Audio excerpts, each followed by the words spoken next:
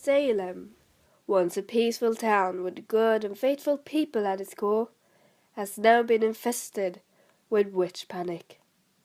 The culprits of it all, a young girl named Abigail Williams, alongside a group of girls, has convinced the villagers that she has the power from God to point out the devil's agents.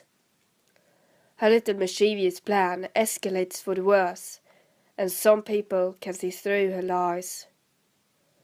One man chooses to stand against this extreme superstition and face Abigail in court of law, determined to unite the people of Salem. Mr. Proctor goes to court in hopes of bringing justice to his wife, friends, and put a stop to all of Abigail's nonsense. He has good evidence for his case, and he has even brought a witness, a girl named Mary Warren, who can confirm that the other girls are being untruthful. Mr. Proctor is set to win this battle against Abigail, and he will not back down without a fight. Mr. Proctor is taken by surprise of how much they believe in Abigail. Mary's confession did not go well with the judges, and they are not convinced by her words. Abigail, who is rather annoyed by Mary's betrayal, gets upset when the judges question her in return. She pretends to be possessed by the devil to make her point get through to the judges.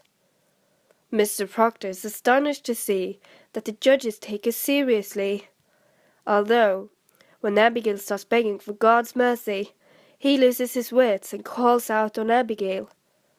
This scam must be stopped, and Mr. Proctor throws away his own name for the sake of justice. He admits to have sinned and that he has been unfaithful with Abigail. This confession must surely change the judge's opinion about Abigail. However, even with this confession, he has not yet won the judge's trust. They seem suspicious and want one last confirmation of these words, and they bring in Mrs. Elizabeth Proctor to confirm her husband's actions. However, Mrs. Proctor is given no information of the current situation, and she lies to protect her husband and their family.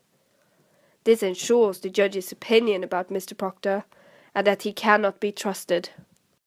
Uproar begins to take its form in the courtroom, and Abigail seized the moment to ensure that she never lied, and accuses Mary Warren for possessing her and the other girls' souls.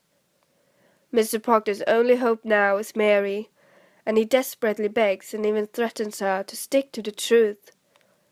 However, Mary is terrified, and she finds that the least painful way out is to switch sides and turn her back on Mr. Proctor. She surrenders to Abigail's abuse and blames him for being the devil's man. Mr. Proctor is now doomed and has no way of saving himself anymore. He furiously exclaims that they are pulling down heaven and raising up a whore. God is dead, he says. God is dead.